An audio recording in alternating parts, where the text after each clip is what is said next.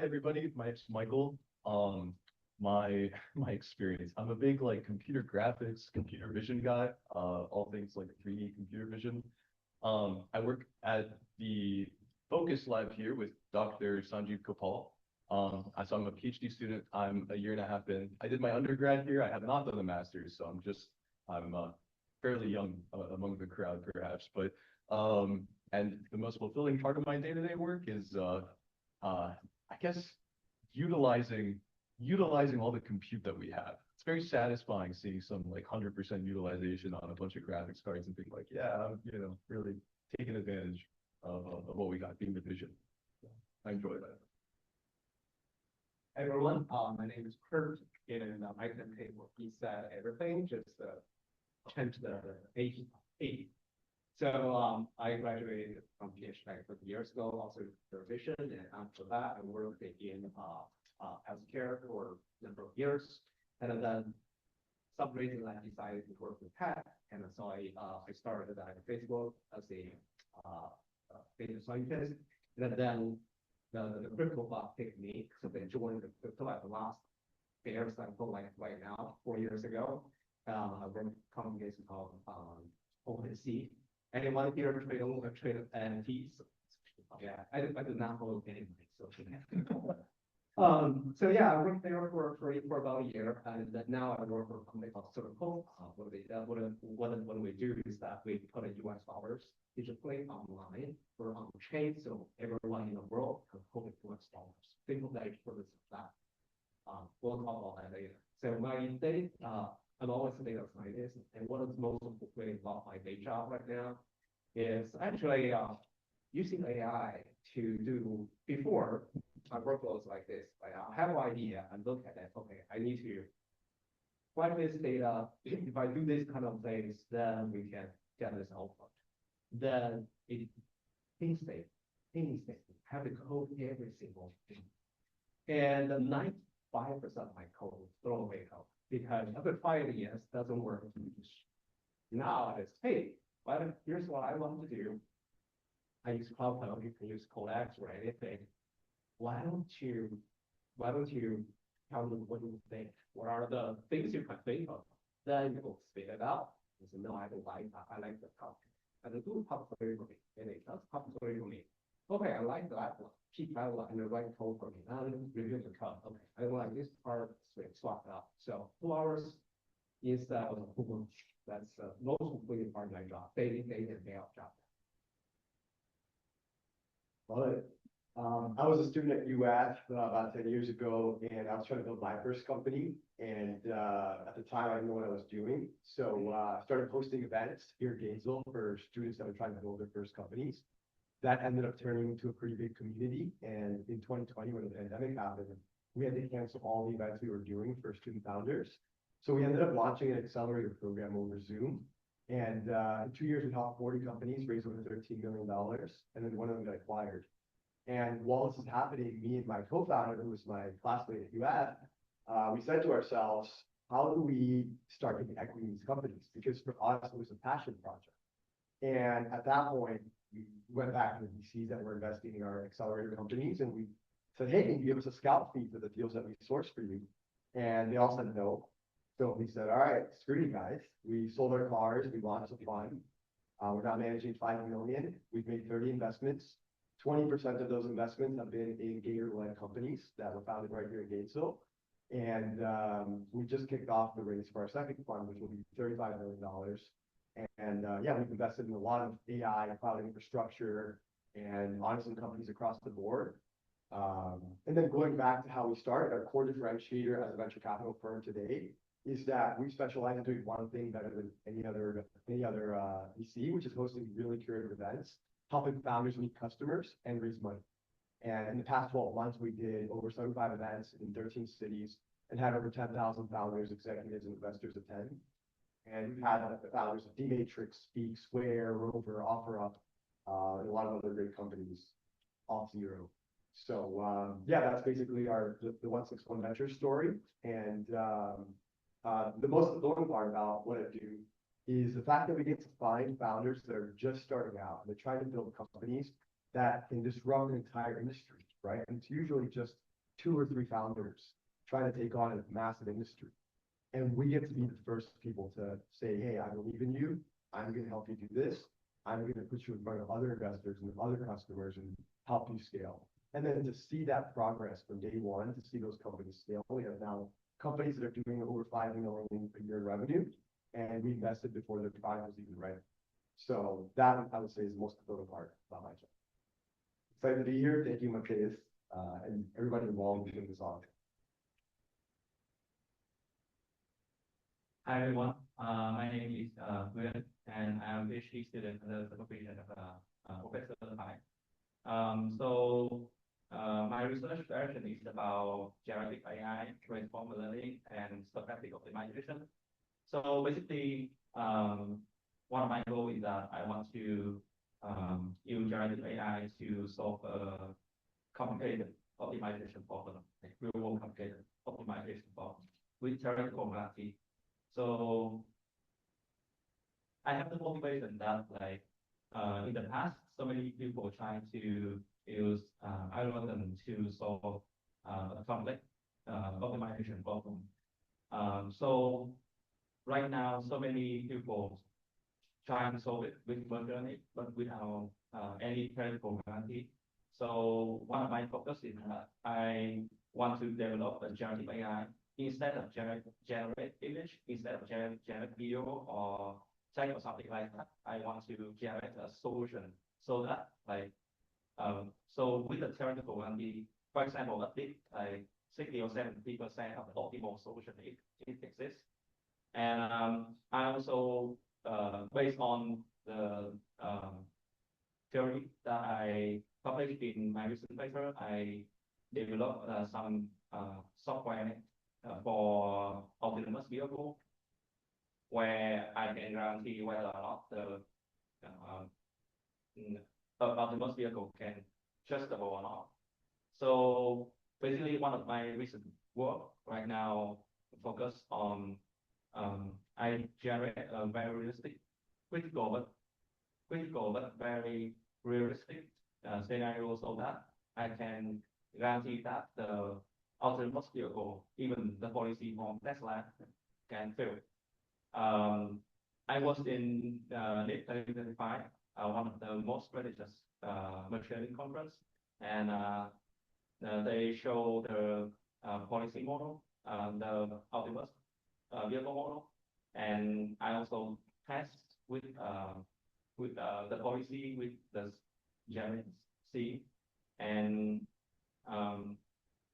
all of most of the policy model, dynamic policy model right now and test is with my scenario on it has like 70% testing. So yeah, so basically I want to base on that to like whether or not to find whether or not the policy has some kind of weakness so that we can base on it to improve it. Yeah.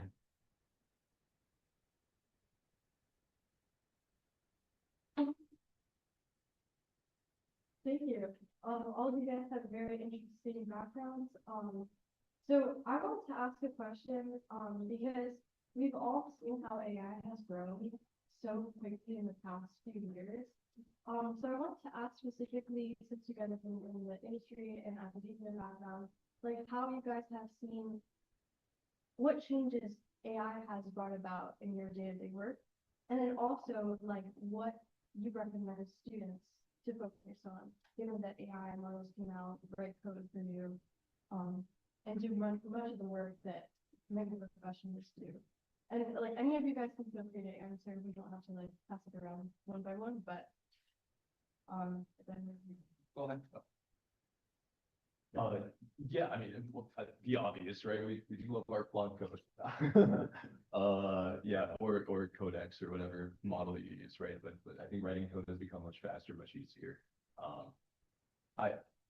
So there's few areas I'm nervous to say that I think like traditional software engineering skills are like as critical anymore. I don't know if that's That's my perspective, and I say that from the naive perspective of someone that's like in, in research and hasn't even, graduated into the industry yet. But I remember interning, doing software engineering, like, just 2, 3 years ago, and it was so different than like now when I read a lot of code. I don't write any code at this point, or almost not, very little. And it's important to have like the foundational skills, but just to review the stuff. So I think we're shifting towards like systems level thinking. I think we're shifting towards like being an expert in something that's external to code, because I think everyone can code. And yeah, I mean, and that's really what research is, right? Everyone that's doing research in some capacity has to become an expert in some specific area, whether that's like, I don't know, molecular biology or optimal control theory, or even, yeah. So it, I do think that the answer really is to just be a little more inspired to go into research as a undergrad or an engineer, because I mean, and that's a trend that we're seeing. A lot of people are going for graduate school right now. And part of that's the economy. Every time that the economy has like a bear cycle, you see people like flock to grad school. There's a joke that, like law schools fill up when everyone's being fired, because everyone's like, all right, I'll be a lawyer. That's a stable higher earning degree. I think that's my impression of the economy. And so we're seeing the same thing kind of happen right now. I think with graduates, there's like the attendance in the last 2, 3 years at some of these top conferences. I think like Neuros, like Wackabee or whatever, they're really like tripling in like the last 2, 3 years. So research is becoming more competitive, because now everyone's job is to be a high level systems thinker and an expert in something specific, rather than just a good programmer. I think that's my take, and it's maybe a naive one. Maybe you can give some more.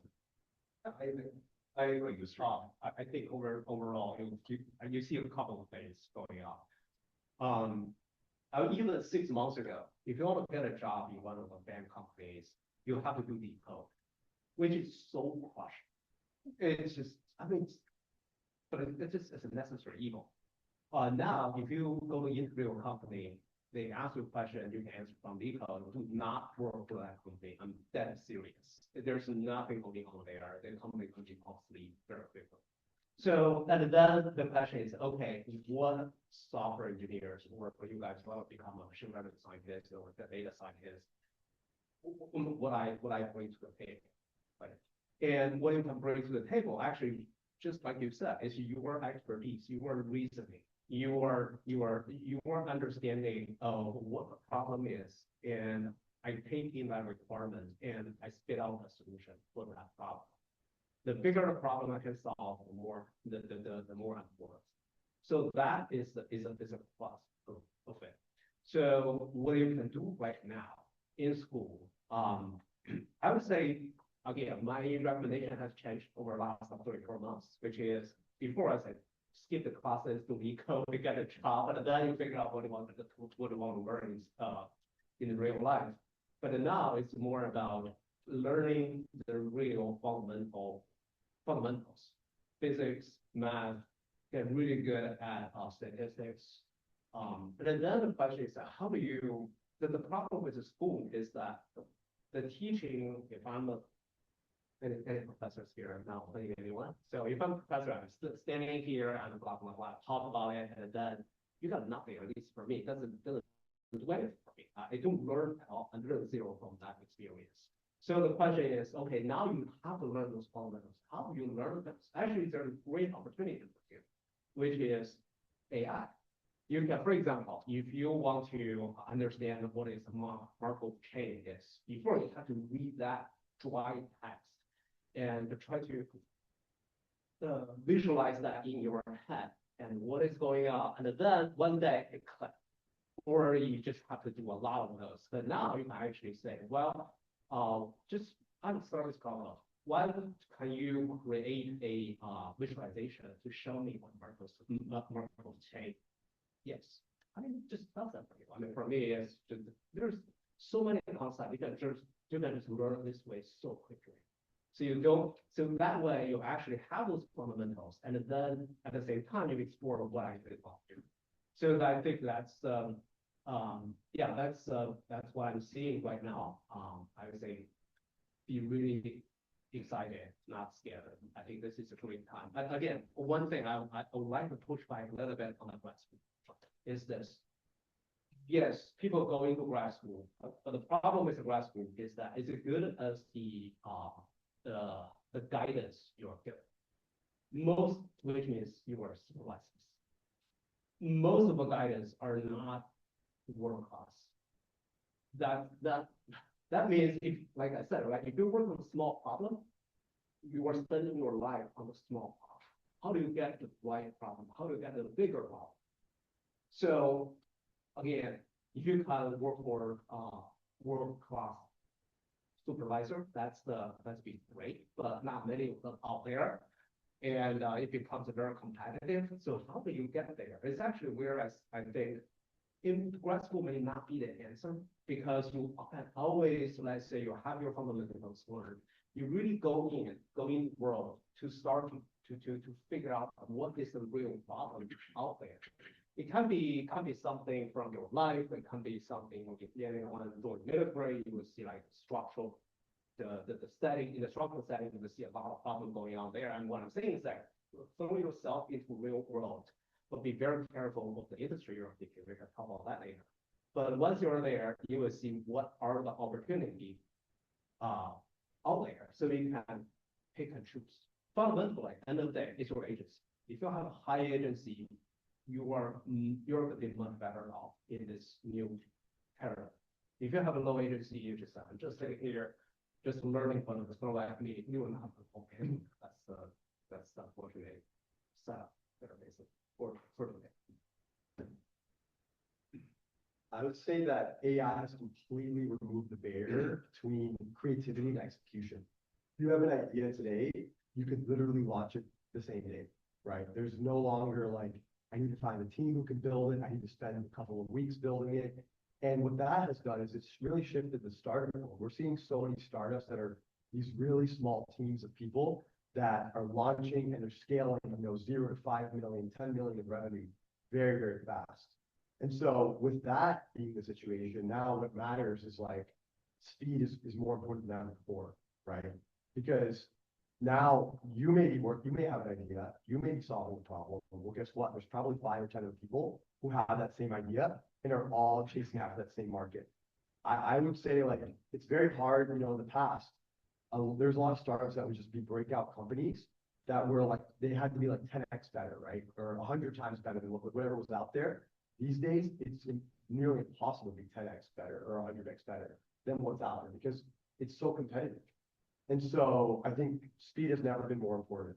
The other thing is I think all the rules of the past of like what a safety net was or like a safe career path was, I think is getting completely flipped.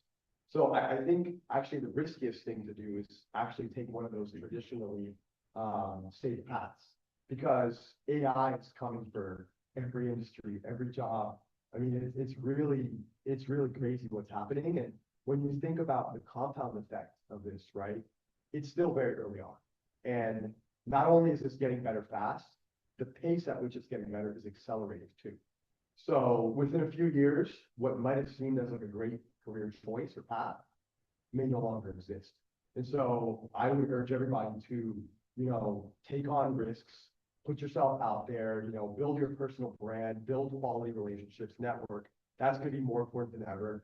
And then constantly be learning, right? Be trying new things. Even if you're failing constantly, try new things, experiment with the new AI tools, because if you don't, you might get left behind.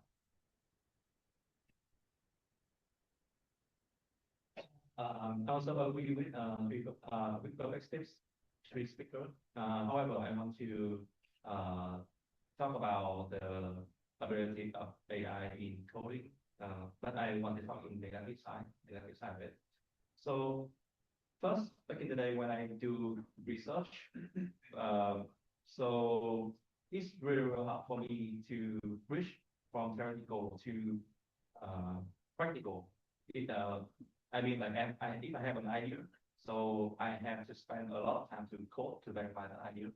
But right now, so based on the AI, coding AI, I can actually to write at least like bytecode, like to verify the idea very quickly. However, most of people like use AI to code for coding without verification. So basically, it has some kind of hallucination where like you thought that the code was the code is good, but it's not. And because the code is based on your theory, your algorithm, so you also think like your algorithm is good. That's the reason why even many top tier conferences like NEAR, ICRI, ICML, there are a bunch of paper, that theoretical wrong. So I read a lot of paper and I can prove it. So I'm afraid that in the future, if many people, like so many people that rely on AI for coding, rely on AI for implementing codes, without like verify it, without actually check whether or not it is right in theoretical perspective. So it could degrade the or mislead on the research direction, and I think it's also it could be a negative impact that we need to consider.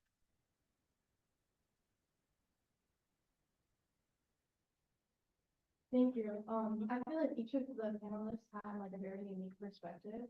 So I appreciate each of your insights. I would like to gear the conversation a little bit more to like the comparing research in data science across academia, like so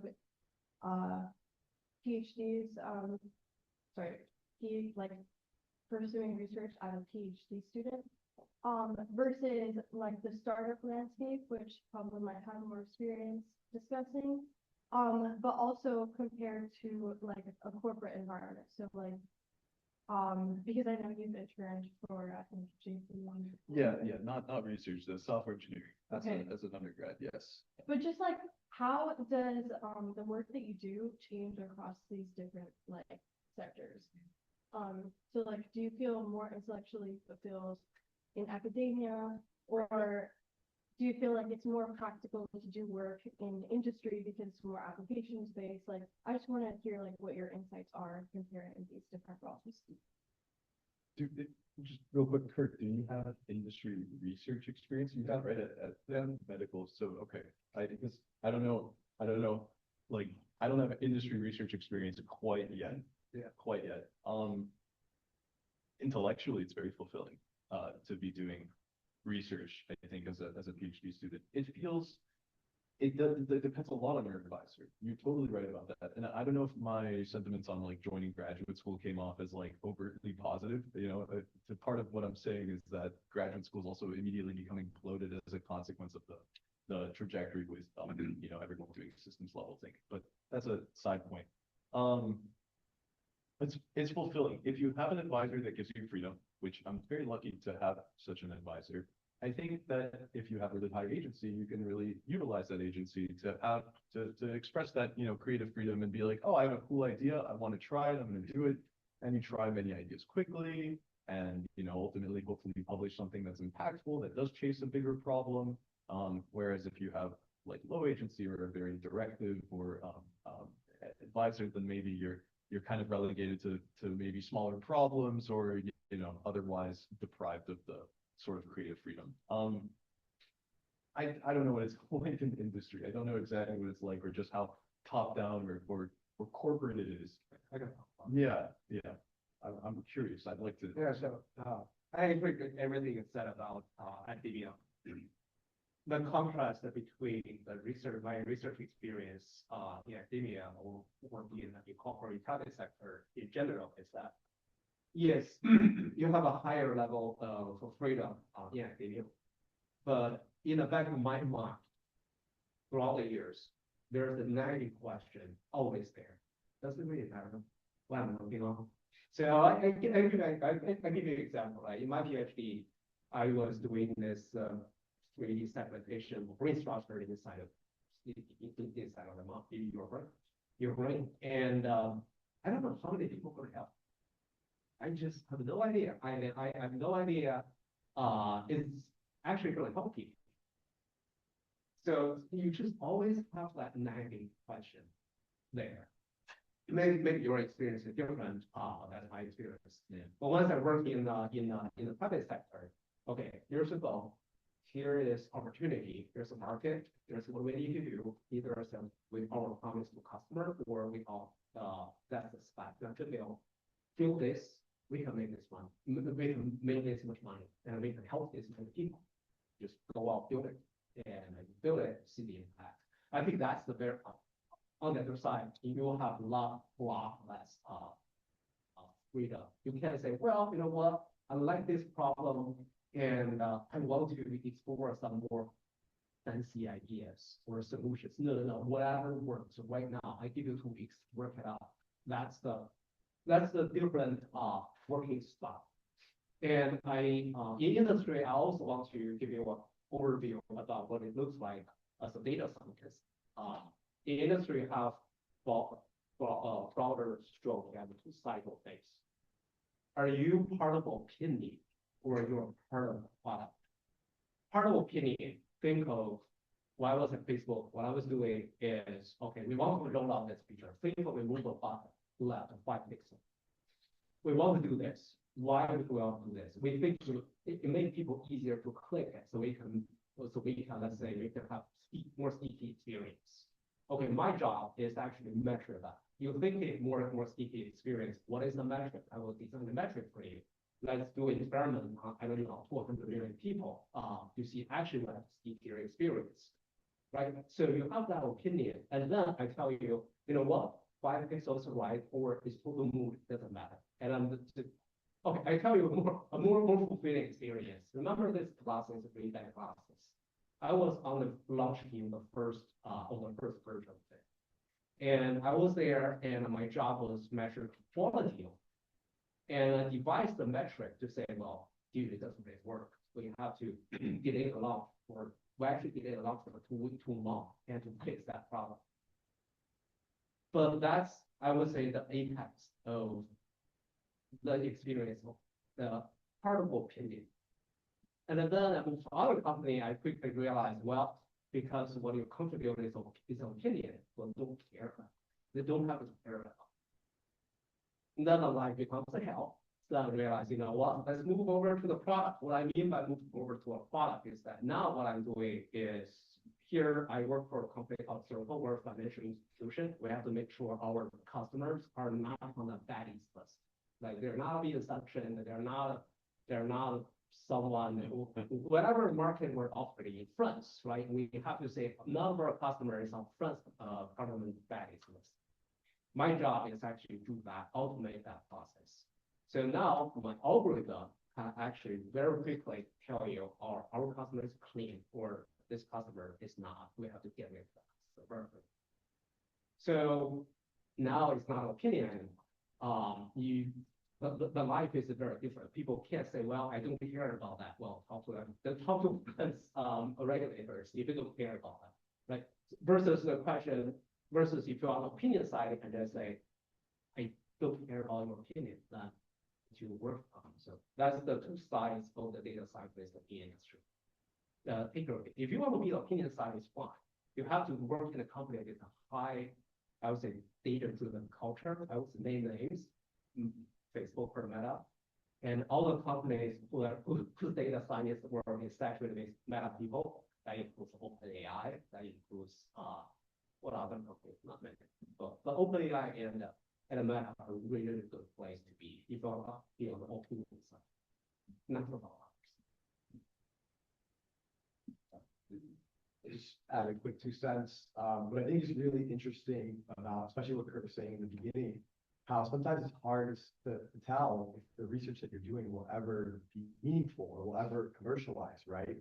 What I think is really fascinating is that it's actually similar to startups and venture capital in a lot of ways, because the venture capital industry, for those who are not familiar, it's dominated by what's called the power wall.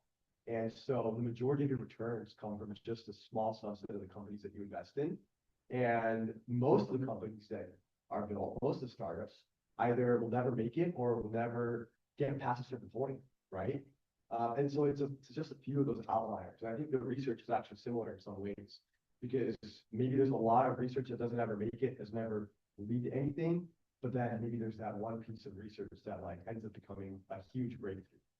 So I just thought that was an interesting parallel between the two. I want to add a very small thing onto that. Just like, I'm pretty sure like 50% of the patents in Florida start at UF. I think that's a really fun statistic. And so, and it's not coming from, I mean, patents start with researchers generally. So I do think that research and startups are very intertwined, very intertwined. And on that like agency stuff that I was saying, if you can find an advisor that lets you pretend that you're in a startup, pursue research problems that you think are impactful rather than things that are, kind of stair step or like more incremental, even though a lot of research is incremental, there's nothing wrong with that. I think that's how you're gonna have like a really fun outcome. That's how you're gonna have like a more impactful outcome from your research, and you're gonna get excited more because it helps more people. Awesome. Okay, thank you. So I'll just ask one more quick question and then I'll open it up to questions from the audience. But just very briefly, if each of you guys could go back in time and give a piece of advice to your younger selves, like what would you recommend? The thing about this one, I'm gonna pass it down. Okay, I'll start. I would say pick the right industry. I will use myself as an example. After my PhD, I started in healthcare industry. Do we know, I just have a question here. Does anyone know how much percent of GDP we spend on healthcare? And what's the percentage we spend on defense? Yes, I don't know the percentages, but I know that defense is like 3x healthcare. It's like defense is very, very cool. no. Isn't the opposite? Yeah, check your back. Defense 5%, healthcare 20%. Okay, you're a VC, right? When you look at this, 20% of GDP, and it's growing. 10 years ago, it was 12%. Now 20%. Oh my goodness, let's do this. Okay, now I ask you, what is last large exit healthcare? More than building, not that all. No.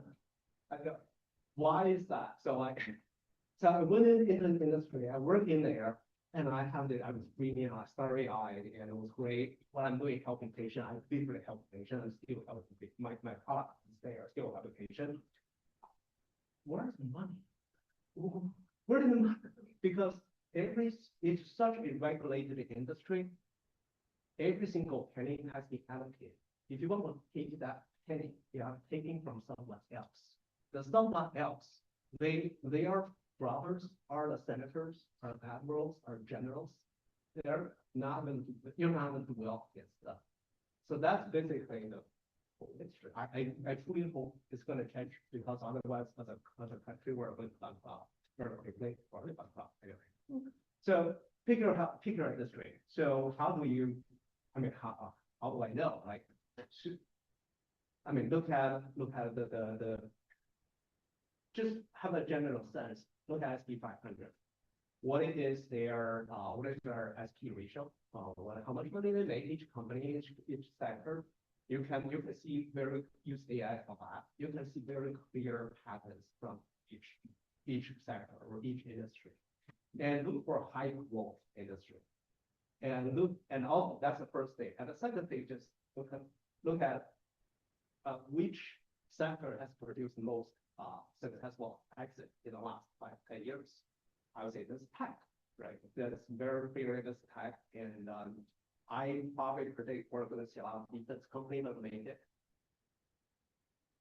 I'm in blockchain industry. I think the crypto going to be amazing for the next 3-4 years, and then we're going to another winter again. So that's just my prediction. But yeah, pay attention to the industry you're working, because even you have the same skill set, you end up working in very different industries, and they pay you dramatically different, to the same skills. I don't know. Well, I know why, but pay attention to that. Who's gonna buy Kurt's NFTs? So for me, for number one, I want to say that, the question, is flawed in the sense that like, you have hindsight bias, but at the same time, like, if I never made all the mistakes and failures that I had, I wouldn't be where I am today, right? So I think number one, like, don't, don't be too hard on yourself if you make mistakes, if you fail, because you can't see it in the moment, but those are actually pivotal moments for you. And those are opportunities for you to grow and will lead you down the path you ultimately want to get to, right? But number two, I would say, and thankfully I made a good decision here, but try to do things that will compound over time. Try to focus all of your energy on developing skills that will be incredibly valuable tomorrow. And sometimes it's hard to guess this, right? The decision that I made when I was in my third year at UF about 10 years ago, I was starting my first company, and I chose to start a company that was focused on video production and content marketing, which today, my thesis at the time was, hey, I'm probably going to fail. I don't know what I'm doing. I've never started a company. I was a student. But I'll develop a valuable skill set. And when I do fail, I can go to all the top CEOs or anybody that I want to learn from and say, hey, I'll make you a free video. Can I just learn from you? Right? Or maybe I can start a podcast and want to interview these people and learn from them. So that was my thinking. And content marketing ended up becoming actually like a really powerful thing. And especially these days, there's really no moat on building a product going 0 to 1. The moat now is like, how do you go to market? How do you acquire users? How do you find the customers? And the content marketing piece has become a really key part of that. So as you're navigating, what your next step is, what you want to do, try to think about something that will be valuable 10 years from now. And just try to go back to like, just basic principles of like just human principles. Like I know Jeff Bezos talked about this when he was back in the 90s starting Amazon, which in hindsight, it seems like he was just a genius. But, his idea was people are always going to want cheaper things. They're always going to want faster delivery, right? And they're always going to want a better experience. And like, when you think about it, it's like, yeah, that makes sense, right? So try to focus your time and energy on things that will last the test of time and will still be valuable, even when AI is just, there's human or robots walking around everywhere. Yeah, I really like your story. I also have if I get back to the past, I will have an advice for myself that like I will not let anyone be a peer pressure for me, like looking to the achievement of everyone and have a peer pressure for myself. So in that case, the research like much easier. And why I said that? Because back in the day, I didn't have a very good math background, and at that time, when doing research, I was very rushed. But rush means the work is not good, and I'm too rushed, so that at the end of the day, the whole research wrong, and I have to I cannot submit the paper, the whole project for 1 year. For that reason why I have to let back. So improve my background, doing what I like. So after 1 year, I feel like when I don't see to any other achievement, the other achievement of anyone else, so I can learn by my part, and it's improve my research skill a lot. And I think like every people was born with talent. Yes, talent is matter. Talent is very important, but talent have a much broader definition than what we normally understand. Embrace the process is also a talent. Love the process is also a talent. Be relentless also talent. So if everybody can work, somebody was born with a gift, but everybody had to work on to achieve that kind of talent, and it's very important to achieve the skill. Uh, good research life.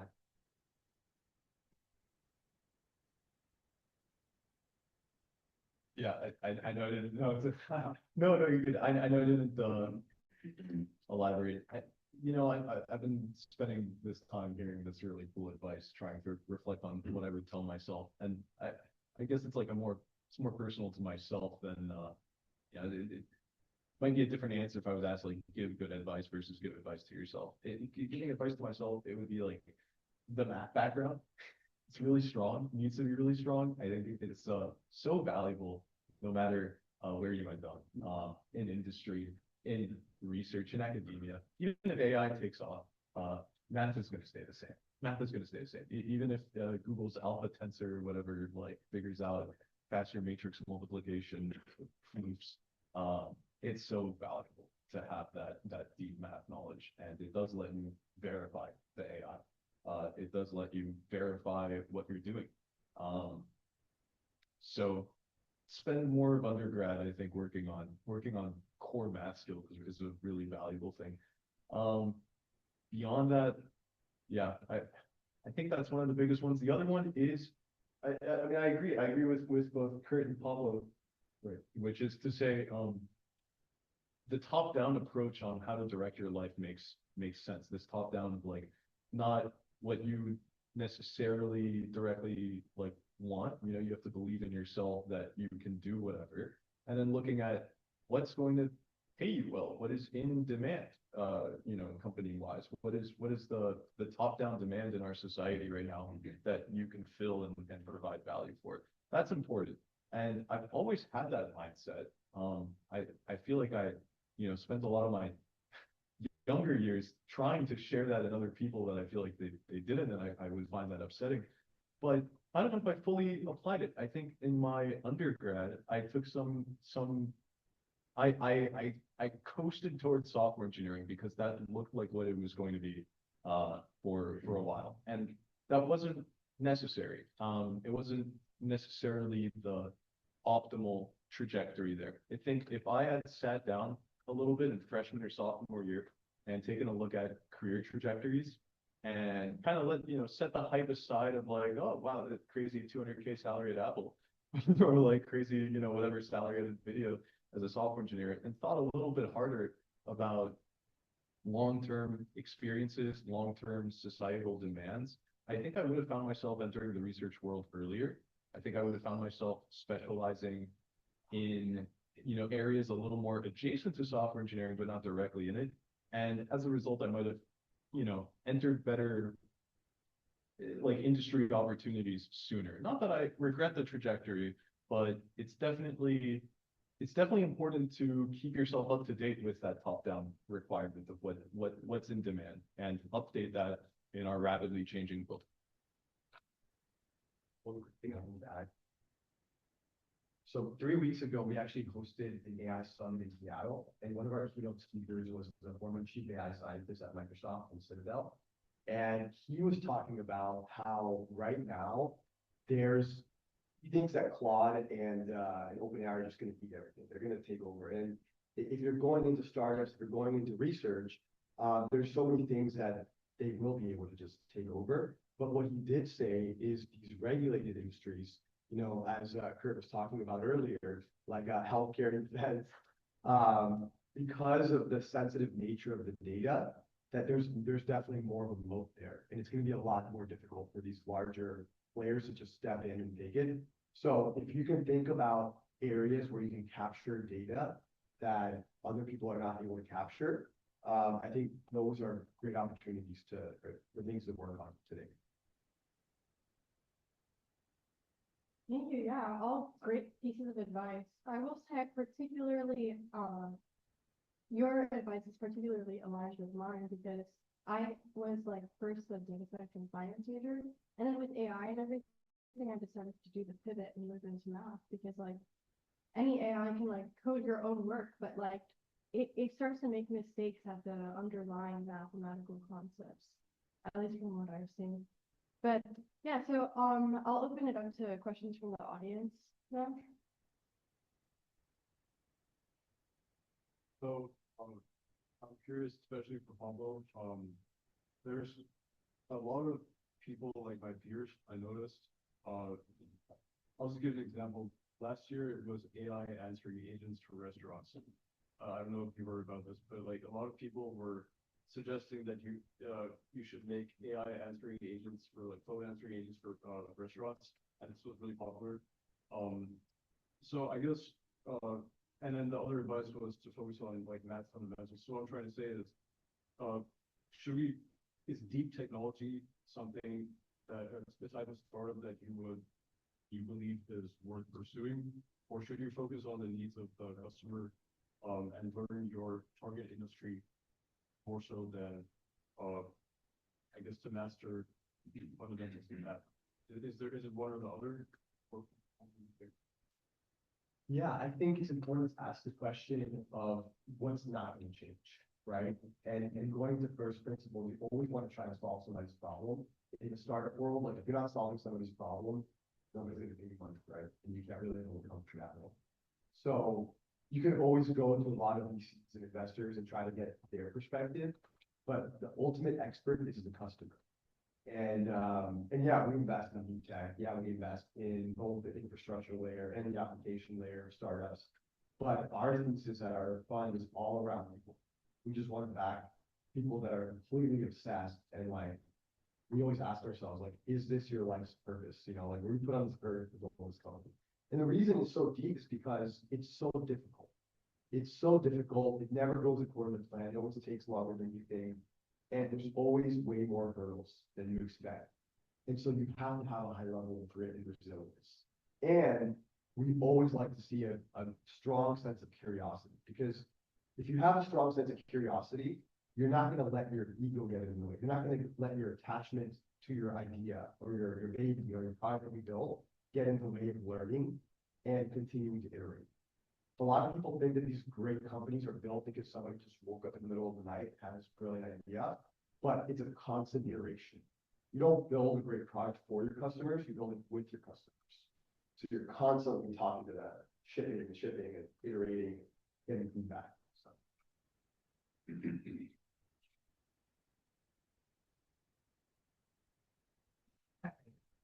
So, on for the industry individuals, it's been said that part of the friction that so many new grads are finding in finding a job right now is because in these vulnerable industries, oftentimes an AI agent can by and large do the job of an entry level personnel, but it can't necessarily do the work of a senior level expert in the field. With the catch being that these senior level experts were at one point some entry level person that was given a chance. So I'm wondering what you guys think will happen in the coming years when these current senior level staff sort of move on to better things and the bank of more junior talent is that much smaller.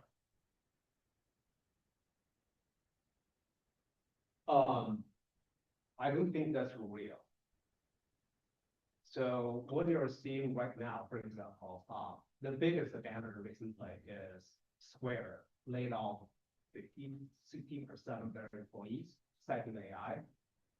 No, that's not a reason. If you know, if you know how the company functions, object versus strengths and weaknesses, and they just do hire too many people. That's it. Everybody hired too many people. When interest rate was 0, you got free money coming in. If you don't hire this person, this person is going to hire by your competitors. What you do, you hire that person and give them move them around. Like what you do. So, for example, I think the Facebook, they went from 30,000 to almost 80 within 2 years. They didn't need that many people at all. So now they have an excuse because you can't just fire them. First of all, it's expensive. You got lawsuits, and then your shareholders wondering what's happening. And now you have a perfect excuse, which is AI. Let's do that. So I mean, if you see that, then like from that's an incentive. Give me incentive actual behavior. Right? Kind of going backward that. That's the incentive. And from what I observe, is absolutely not the case. Because what I found is that the company I work for were all in line. We even have the product guy from OpenAI on board now. And it was shocking it was like, okay, now we have something like cursor, like auto, but this is best thing ever invented in my life. And I'm using it 24/7. And it's not everyone in the, even in the software side, it's not everyone using it. So you have a people in all the spectrum, and especially older people, not older, sorry, more experienced folks, they have a mode of how they should operate, how they should work. It's actually harder for more experienced people to adapt the new thinking. But I mean, think about it. You sit in front of Costco, say, here's a repo. I want to do this refactoring, do that for me. And then 20 minutes later, you come back, and it did it. Now what you do, and then you change, I don't know, maybe 2,000 lines of code. Are you going to read all the 2,000 lines of code? It's not easy. It's not an easy adaptation. For a younger person, it's a lot easier. Okay, that's actually, oops, that's what I know. So how do I know actually it did what it said it's going to do? So you build a very elaborate test case for it, or you have all those checks. So it's intuition versus if you have a structure, it's just a lot harder. So I don't think the younger folks that have harder time comparing to I would say a junior person comparing what it's really folks. But it's real. Companies not hiring, not because of AI, it's because of over hiring. So what do you guys do? Like that's a fundamental question. I mean, like Pablo said, it's a lot easier now to start something.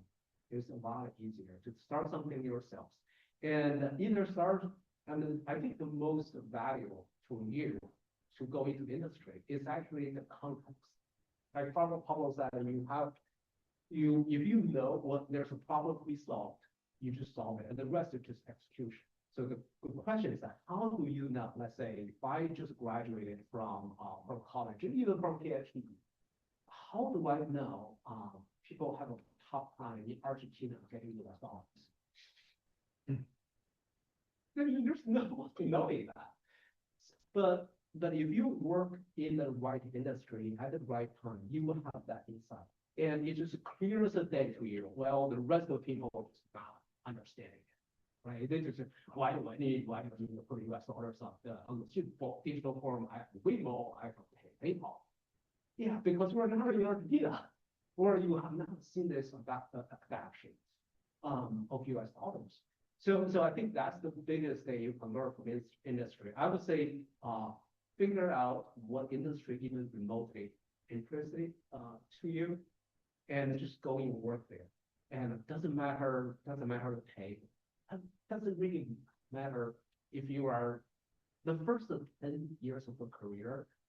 The difference in pay is not that big a deal comparing to, because you make most of your money in your last 2 years.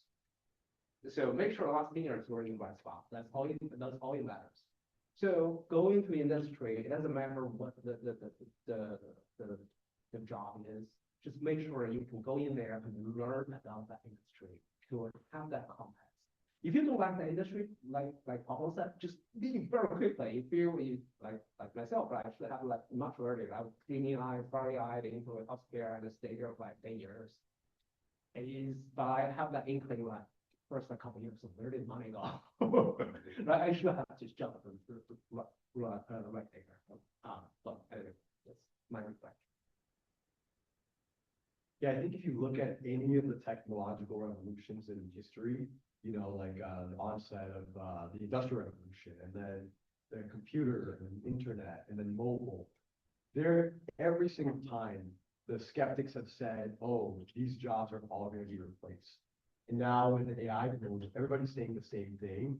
And yes, there's going to be a lot of jobs that maybe are replaced, but there's a lot of jobs that are created in every single one of these windows. So I think the key is being adaptable. It's never been more important to be adaptable, to be able to learn quickly. And the quality of the relationships you build have never been more important, right? So like right now, everybody in this room should be working on building a personal brand. Like you should be sharing your journey in public. If you're not using LinkedIn, if you're not using X, you got to get on, or Instagram, whatever you want to use, whatever is your format. If you want to start a blog, or if you want to start a podcast, but you've got to build your personal brand, because that's the only thing that's going to set you apart and allow you to break through the noise. especially today, with AI replacing so many things, I'm like, I mean, I was just talking with an investor yesterday, and he was saying how he's getting all these spam calls, and it's like literally agents, like AI agents calling him all day, every day, right? And now it's like people are no longer like picking up most of these calls. And it's the same thing like when email first came out, you could send an email to anybody, even if they never heard of you before, and they would reply because it was like, oh my gosh, like I got an email, right? Now it's like you have 100,000 in your inbox, and you get another email, and you're like, oh, this is a bot. I don't want to respond to this with an agent, whatever. So the human connection and soft skills have never been more important. So develop that and make sure that you're building relationships. And you guys are in the best place to do it. When you're at a university, you're surrounded by people that are working on interesting things. You're in a low pressure environment. You don't have the same hustle and bustle like you're working on Wall Street or you're working for a corporation. For you guys, networking is literally having fun. It's literally like following your curiosity and joining student clubs that you're interested in, like whether it's like a kickboxing club or like a dance club or whatever it is. And you never know where it's going to lead because some of these people might end up being your first investor or your co-founder or somebody that you hire for your company. Like you never know where it's going to lead. So put yourself out there, build connections, follow your curiosity, and make sure that you're sharing your journey in public and connecting with people.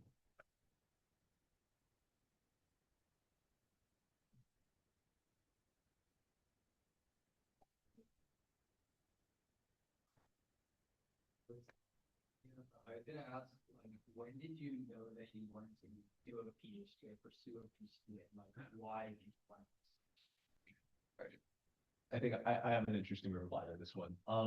Yeah, so like I kind of hinted earlier, I spent a lot of my undergrad thinking that I would become a software engineer. And so my experience was geared towards that. I've always been a little entrepreneurial, and I enjoy that sort of thing. When I was here, I founded UF's Game Development Club. I don't know if anyone, they're not as big anymore, but they were. For a time, we were the most active student organization digitally from like 2021 to 2022. Yeah. No worries, no worries. So I loved like starting things. And I helped start a drone design team that turned into like an R&D team that kind of got employed. And so we were making drones, like all of these experiences, they were very enriching. And so when I finally interned, I was like, ooh, yeah, JP Morgan. I did an internship at JP Morgan. No shame on JP Morgan Chase. Great company. Okay, really great. JP Morgan is, I mean, it's a good company. In general, banking, if you're doing a software engineering internship, it's not bad. Okay, it's not bad. It's like defense contractors, banks, like tech. And that's kind of the hierarchy. And it was all right. We were a really confident intern team. So like I had this really great experience there with this coworker of mine. It was just the two of us interns. We were the smallest intern team, like flaunt a little bit.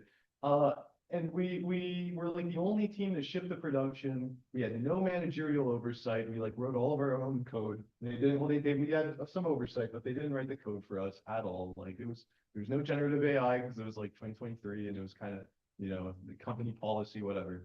And it was a great time. It was a great time. But I sat down with my coworker one day and I was like rambling to him about my passion. And my passion, since I was really little, has been computer graphics. Right? I saw some Minecraft animations when I was 11, and I was like, that's it. And I started learning Blender. I started learning game development. I started learning shader programming and all of these like graphics background kind of skills.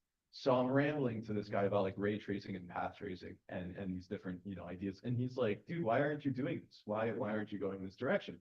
And I mean, my excuse up until that point had been like, there's not really much money in game development. Game development's a bit of like a gig economy. It's like you're like an actor at like a movie. When the movie ends, go find a new movie. That's kind of how they treat their programmers in some cases, right? So it's difficult. And I was not going to go in that direction. But it turns out computer vision is kind of like computer graphics, but backwards. So I had this kind of realization. I decided, you know what, I've got some free time. Let me take some fun electives. I took computational photography here, great class. Dr. Kapal, my now advisor. And I was like, oh my God, this is wonderful. And then I went online and I looked a little into like computer vision research, the salaries, the career outcomes. And I was like, wow, this actually is like a reasonable trajectory. This is gonna land me in some very interesting positions where I'm doing really cool things and I'm applying my passions and skills. So this flip happened with like a month to spare on the PhD application deadline for most universities in like my final year of undergrad. It's my final like semester. So pretty chaotic. I barely got to like apply to too many places. I'm very thankful I was accepted to UF, but I didn't really have any research experience going in, and I skipped over masters because I don't want to pay for school. Um, and yeah, and then so it was this very last minute kind of realization that I just software engineering is just not interesting to me, and like reconnecting with like old passions. But it's a convoluted trajectory. My motivations remain entrepreneurial. Like I was gonna ask Kurt this question, and also Pablo, which is like, I wonder how many of the people that you see founding things or entering research are undergrads or grads. It's like I have this perception that among researchers, there's a lot of entrepreneurial considerations. A lot of them do want to come up with a cool idea, found a company, and exit. I get that sentiment. Like it's not everyone. So, you know, that's kind of that's where my motivations lie. That's the direction that I went in. But yeah, I hope that kind of answers your question. If you, but yeah, I do want to hear your answer to that some question, but of course I also. Yeah, I mean, we're seeing both undergrad and graduate starting a lot of companies.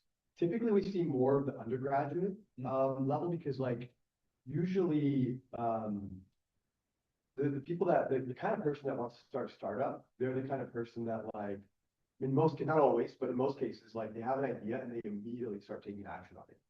And so it's rare that that type of person would make it all the way to grad school without having taken that first leap. But with everything happening right now, we're definitely seeing, you know, masters and PhD students all taking that leap to go into those markets. So I would say it's across the board. Sure. Cool. Thank you. Yeah. Did you, yeah, I mean, you probably got with some of your PhD. So I think like the key factor that led me to pursue PhD is back in the day I was very curiosity, and so I was in a I was a software engineer, and because working in the company, I cannot develop my own my own software. Meanwhile, I found that there are so many problems of the company that I cannot change because you know I don't have a loud voice in the company. So that is why I want to quit and follow the PhD. So doing the PhD, I can like continue to follow my own dream. Like I have my own vision, so I want to work on I want to work on this, and I hope that like when I graduate, I can start up on my own. So yeah.